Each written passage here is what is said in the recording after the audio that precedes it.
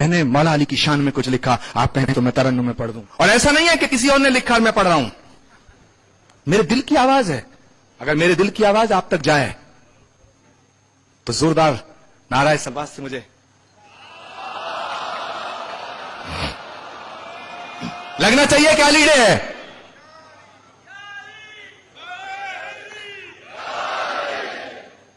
कि मेरे सीने की धड़कन है, मेरी आंखों के तारे हैं, सहारा बेसहारों का नबी के वो दुलारे हैं।